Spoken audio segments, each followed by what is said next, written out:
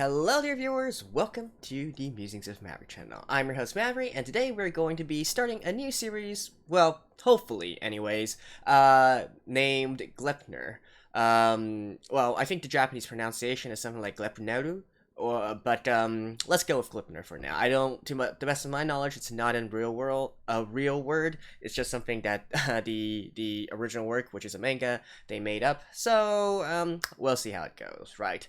Anyways, if there are any of you guys who are new here, typically I structure my videos into 3 different parts. I'll have a sort of introduction or recap at the beginning, I'll have my blind reactions in the middle, and then at the end I will do a sort of a discussion / deep dive session where I go deeper into the themes and topics that the anime presents to us in the hopes of driving some more interesting discussion, right? And they will all be timestamped below, so you can just jump to whichever part you want, although I do recommend you guys check out the reviews, which I focus most of my energy on.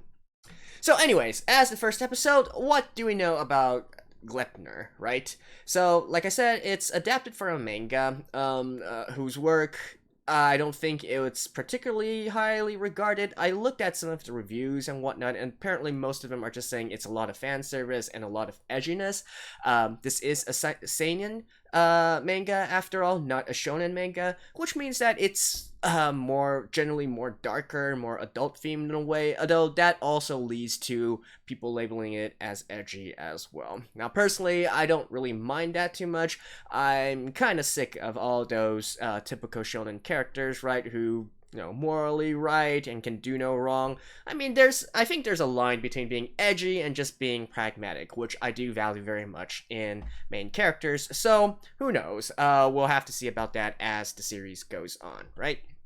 Beyond that, some of the things that I do look at in the beginning or before I enter into a specific anime is the production, the cast, and the staff. The production, it's being made by Pine Jam. I believe that's what they're called, right? Pine Jam? Yeah, who, honestly, I'm not that familiar with. I don't think they made really noticeable works except for Gamers, which I did not watch, so I have no I have no comment on that. In terms of the staff, it's actually kind of a red flag for me because, honestly, a lot of the staff there, the directors, the scriptwriters and whatnot, I'm not that big of a fan of, although the sound director, Nagasaki-san, is someone who did the sound for works like Beck or Love Live, so I guess it's at least got that going for them. Now, the cast for it is actually quite it's quite well-rounded. It's actually quite awesome. We got Hanae-san, who, he actually just won Best Lead Voice Actor in this year's Voice Actor Awards, I believe. We got Hanekawa, we got some other, I guess, I can't really say favorites, but at least noticeable seiyus like Shizuka or Miku. So I think it's a nice little cast there to round out these stuff. Now, of course, voice actors can't make an anime just by itself. We only need to look at something like Shumatsu Toshi to have evidence of that. But it does, bring at least some confidence into the work that it's not going to be a total train wreck, at least most of the time. Again, going back to Shumatsu Toshi, well, what can I say about that, right? That was a train wreck through and through. Hopefully this is not going to be of the same. So, I think that pretty much covers it. The synopsis, it's not really all that well described. I can tell it's something to do with supernatural stuff. But I think, well, no better way to get a grasp on it than to just watch the very first episode. Alrighty, so let us begin in 3, 2, 1, play. And by the way, for those of you who are new here, the video and subtitles and stuff is just to let you sync up your own video to mine. It's not for you guys to actually watch here. That would be against YouTube's copyright rules.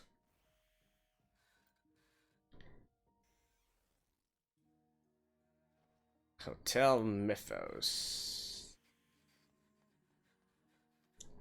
Alright. And get some first person perspective here. Huh. Looks like a very unique kind of token or coin here. I guess they can only be used in these specialized vending machines.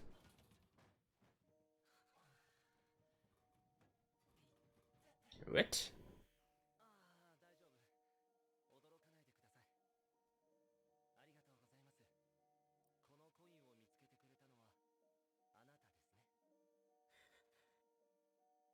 That was a nod, I'm guessing.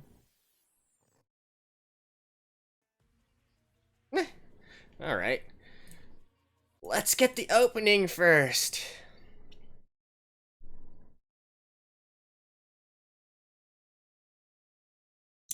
Gleipnilu. Gleipniru. Gleipnir.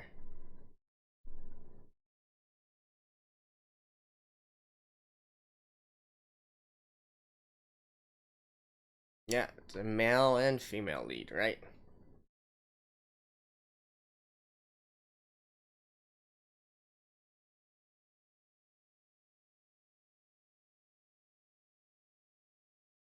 Oh, by the way, I do put the openings and endings on mute, because those can also be copyright struck as well.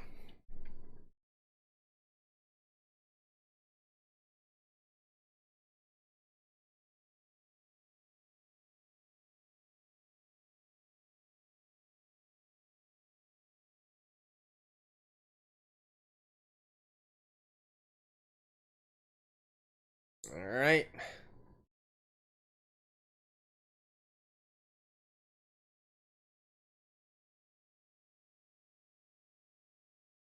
I don't know why, but I'm actually reminded of Shaman King right now, which is actually one of my favorite works. But yeah, just the way that they're using all these different avatars to fight and whatnot, and with the male character and the female character being a little bit more strong-willed, the male character being a little bit more passive, I guess. Okay, it's called Kagaya.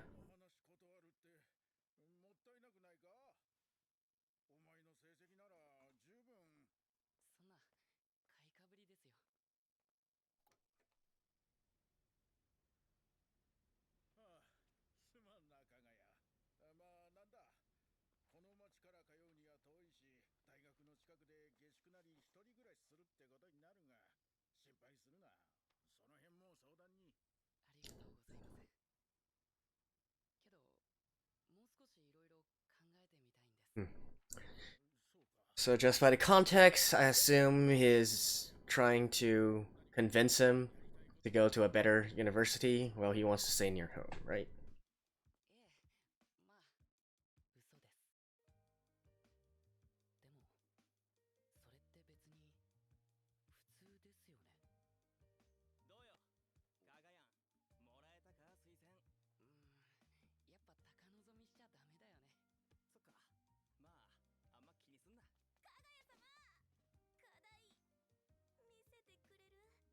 Why did they say Professor? Well, I guess it is a kind of...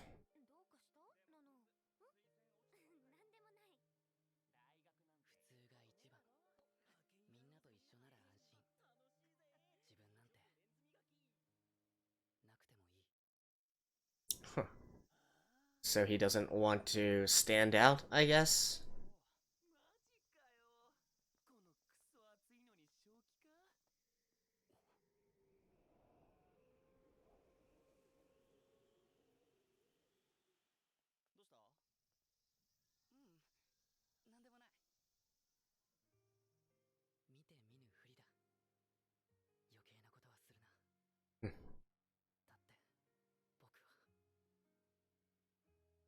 He just wants a peaceful life?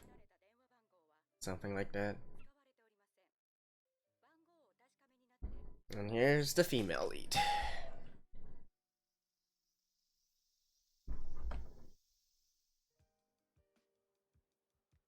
Yep, in the third year, about to graduate and choose whether you're gonna work or you're gonna college.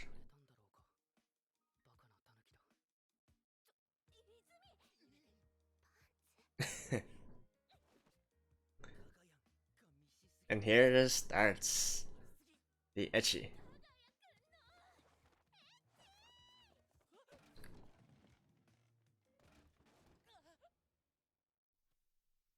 Hey girl, you're the one who's sitting on the desk, man.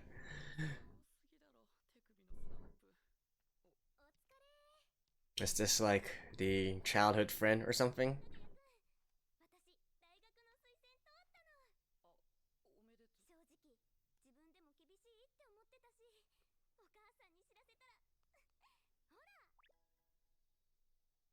Omedeto.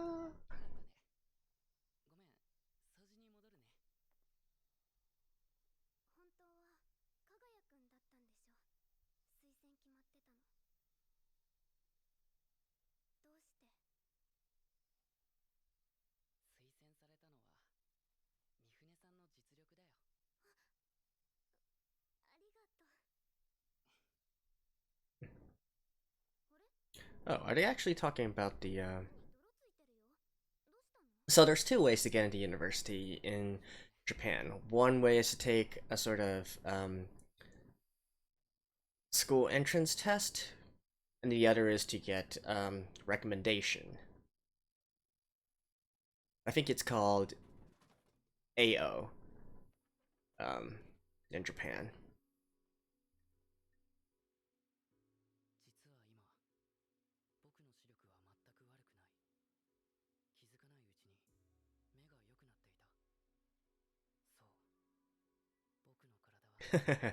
Playing Puzzles and Dragon? Alright.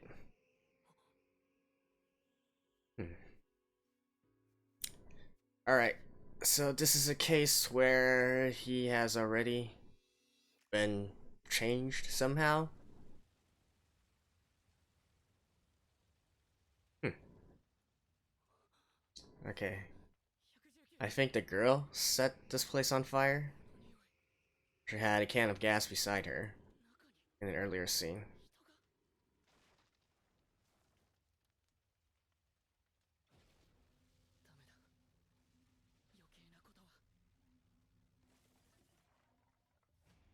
Hmm.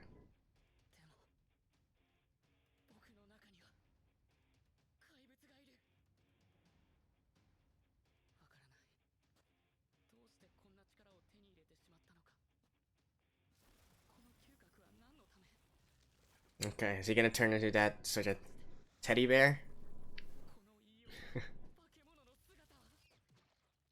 Kind of reminds me of Five Nights at Freddy.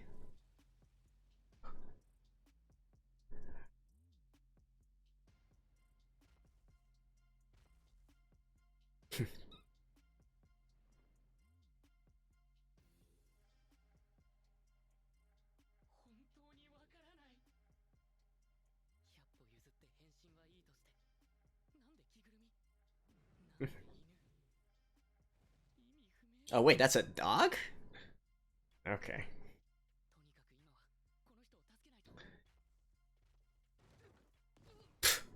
Okay.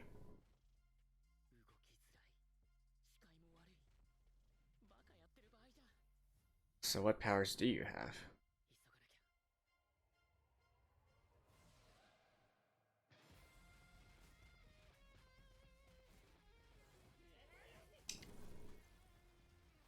What?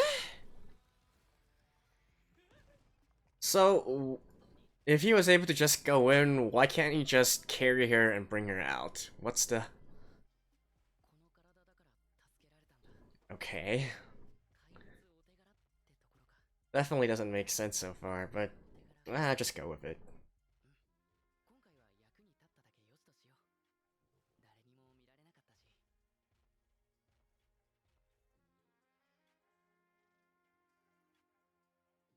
I mean, I'll just assume that the entrance was blocked by fire, or something like that.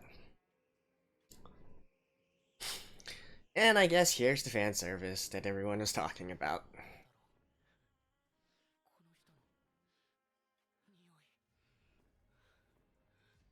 Blood?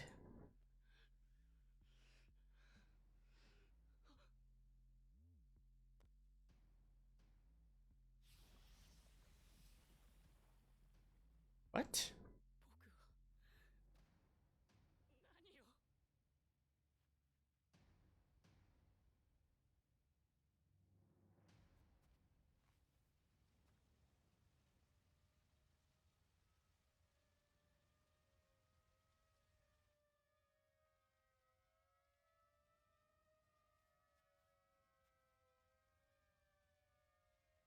Hmm.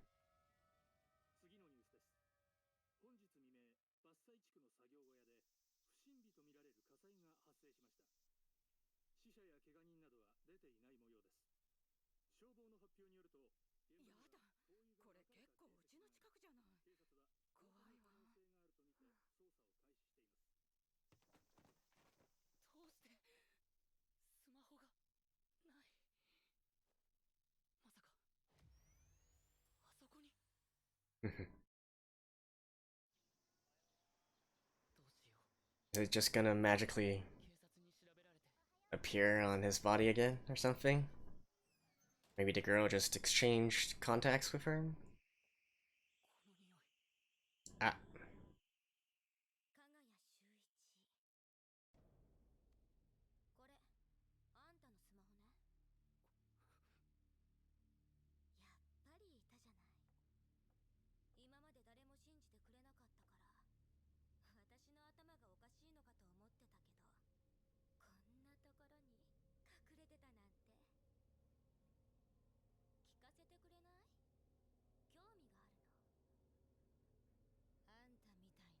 みたいな化け物に。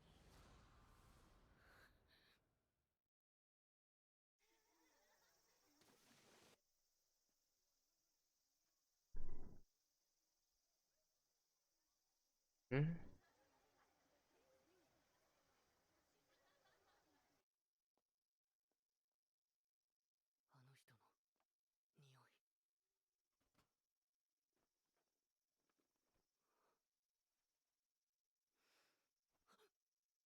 違う、こんなことしてる場合じゃない。スマホ取り返さないと。 Not there.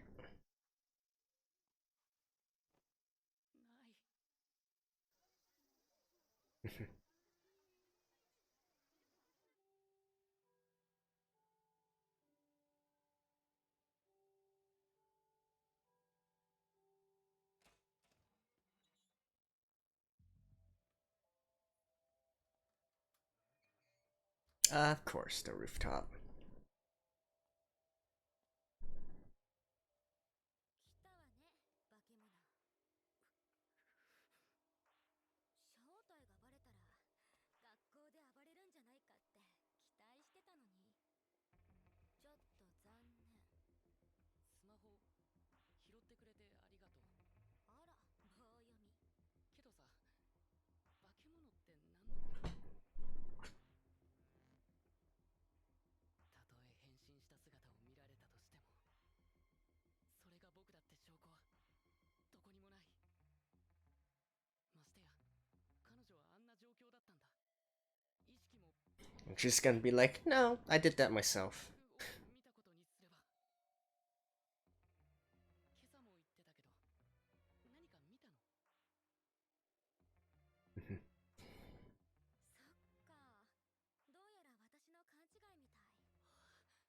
スマホ返すわ。けど変ね。確かに見たような気がするのよ。 Is he gonna push? 私を犯そうと。 Yep.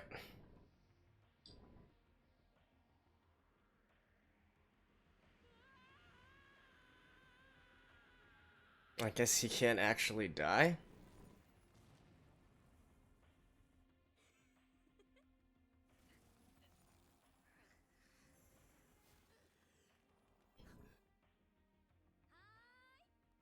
ーい、笑ってー。いい写真が撮れた。へ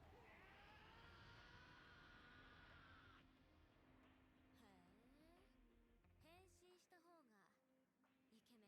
I wonder if she actually does know anything or not. 周りから丸見えだけど。ん？どうしたのナナ？幻かな。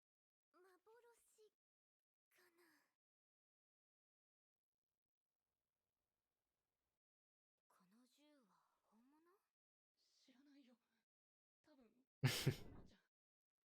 もういいだろ。誰かに見られたら。ダメよ。あんたがこの体の秘密を話す。 Oh, she doesn't actually know. Okay. 言わなか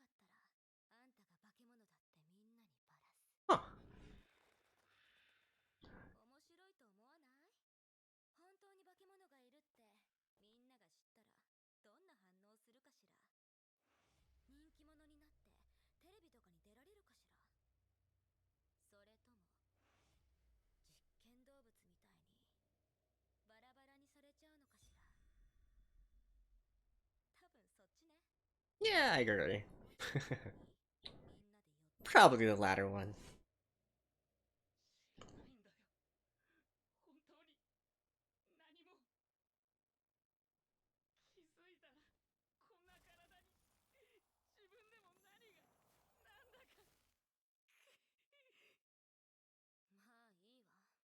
まあいいわ。けど嘘だったら怒るわよ。 This is definitely not quite the start that I was expecting of this. こんなことになったんだ。そういえば自己紹介がまだだったわね。私の名前は青木クレア。1年よ。 Really? Okay. その顔。いや、別に。ところで週一。呼び捨てにすんな。あれ何か知ってる？ Huh. 見たことない。コイン。どうもあんたたち化け物に関係あるものらしいんだけど。たち。知らないならいい。ちょっと。なーにぼーっと突っ立ってんのよ。行くわよ。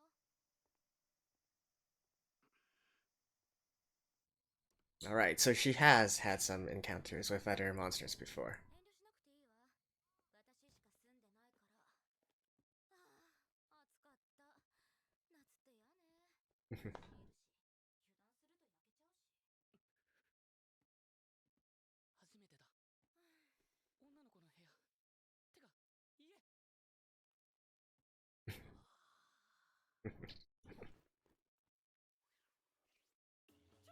家。何を。見ればわかるでしょ。着替えてるのよ。着替え。緊張して汗かいたから。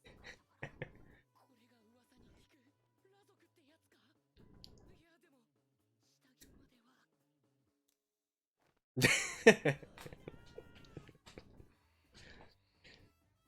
Yeah, I can definitely see what they mean by all the action 不可抗力だ。 fan service.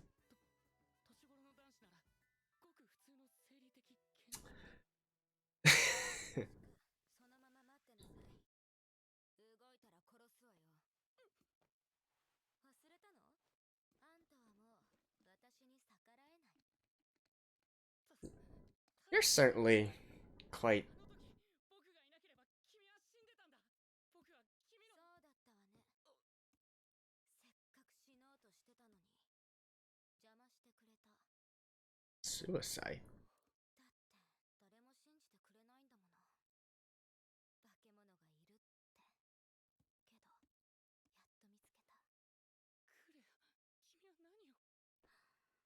力を貸してね、周一。 What? 知り合い。知らない。周一、こいつは敵よ。敵。誰よあんた、勝手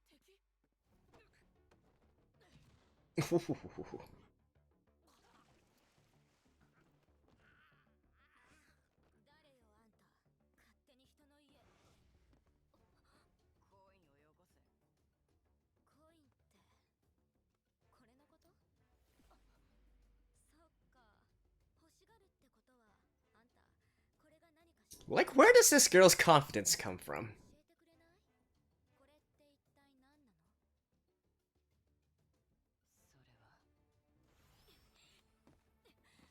それは。力と引き換えに全てを失うもの。コインをよこせ。周一、殺しちゃダメよ。 Okay, this is just 当たり前だよ。なんで僕が人殺しなんか。 the the fighting in this is really some kind of nonsensical, honestly. まずは自己紹介から。ほら、早く早く。 Like I said, where does her confidence come from? なんだよ。お前らも収集者だったのか。ならこんなもん意味ないか。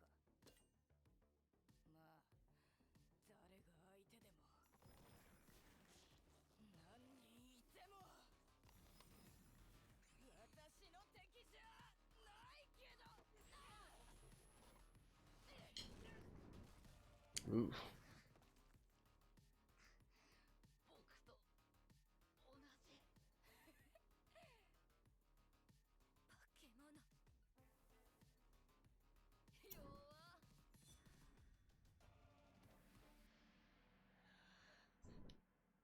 Hmm. All right. Since this is the first episode, I'll also take a look at the ending as well. At least for this one time. See if I can get any clues or whatnot.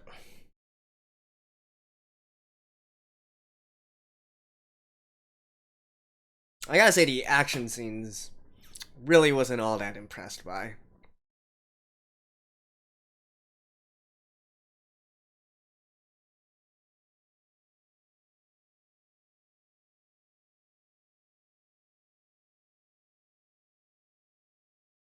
Hmm.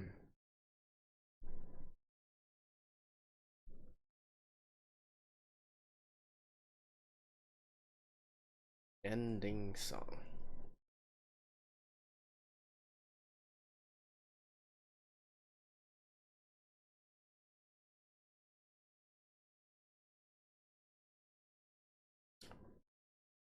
Hmm.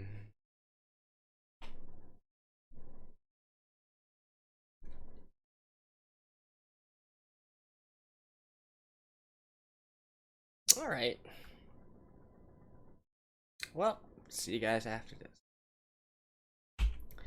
Alrighty, so there we have the first episode of Gleipnir, or however you want to call it. We're introduced to our two main characters, Kaguya and Claire, I guess you could say. I'm just gonna call her Claire, even though it's kind of weird how the way that her name actually has a kanji, but then it's pronounced as Claire. I guess it's just something particular to this character. Her name in kanji actually means red love, which I guess that's why Kaguya was talking about her name being trashy or some sort. It's definitely not. It's not the most common kind of name, right? And another thing to note is actually that her family name. I was looking at the cast list at the very end there, and it seems that there's another character with the exact same family name as her. Aoki. So I think this basically means that she is going to have a sister or some other kind of relative, and that's probably what is being referred to in the scene where she's alone by the warehouse and talking on the phone, right? Perhaps what I'm guessing right now is perhaps she has some sort of relative or sister or whatnot getting involved with these monsters and so on and so forth, and she is trying to investigate the situation, thinking that she's gone crazy, and so decided to suicide at the end there, right? Now, I'm not entirely certain that what she did was actually a suicide, or was it just a way to lure Kaguya out. I guess that remains to be seen, right? Definitely, she's not an easy character to immediately get a grasp of. We can definitely tell that she's crazy, and I already read as such in reviews of the manga and whatnot. But and we can also definitely see in this episode where she literally kicked Kaguya off the roof, right? Even though she didn't really have exact concrete proof that he was a monster, and even if he was, who's to say that he could be saved that way, right? But definitely she has some prior experience with the monsters, and knows much more than she lets on, right? Another thing to note is I actually made the comparison in the beginning that this seems kind of similar to Shaman King in a way, with these fighting with these sort of avatar-like characters, which I guess have some sort is also some sort of self transformation as well, and then having the male character and female characters beat away like this, a more passive, a more submissive male lead, and then a more overbearing and confident female lead. So that reminded me of Shaman King. But I think another good sort of parallel would probably be Evangelion, right? With Shinji and Asuka. I don't know why I didn't immediately make that kind of connection. Although, of course, I mean, Evangelion is one of my favorite works of all time, so I'm not definitely not saying that this is going to be similar to that. It's just that there is this same sort of dynamic at hand, right? And speaking of, what kind of work this actually is, so far, for all, the only aspect of seinen that I see from here is the sort of ecchi and fan service bits, right? Now, granted, this is only the first episode. We're far from actually delving into a story or dialogue or whatnot, but so far we only have that. I'm not as turned off by it as some other people might be. To me, it's just there. The only times that I have issues with fan service is, well, if the work itself is meant to provide fan service, that's one thing, right? If they want to integrate it within the story, then that's fine, as long as it doesn't affect the story, right? I really hate when some scenes exist only for you to bring out the fan service or whatnot, and when it doesn't really make sense within the context of the anime, within the context of the setting. In this case, sure, they are showing a lot of boob shots and bra shots, panty shots, and whatnot.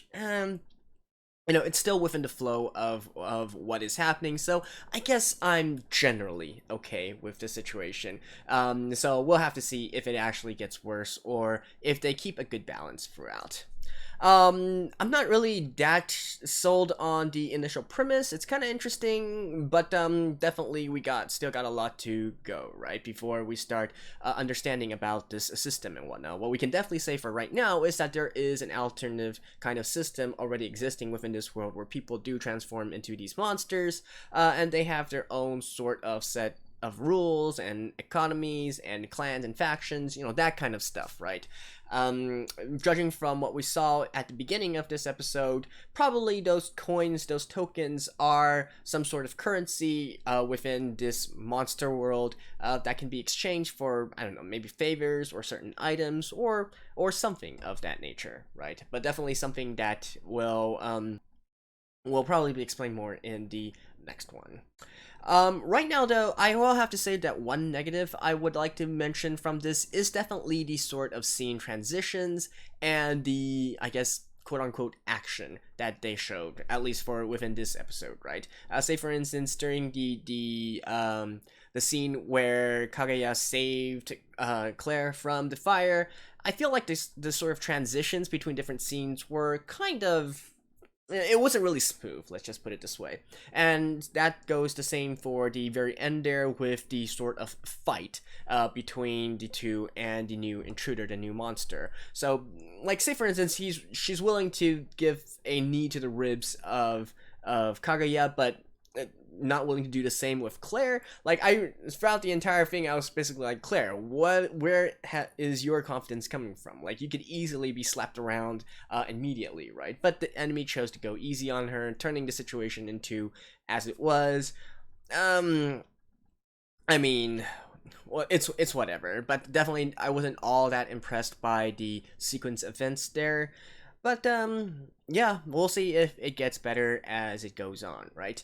So far, I haven't really made a decision yet. It's far too early, but, there is the possibility that I will not be continuing this series, depending on what I see for the next few episodes, right?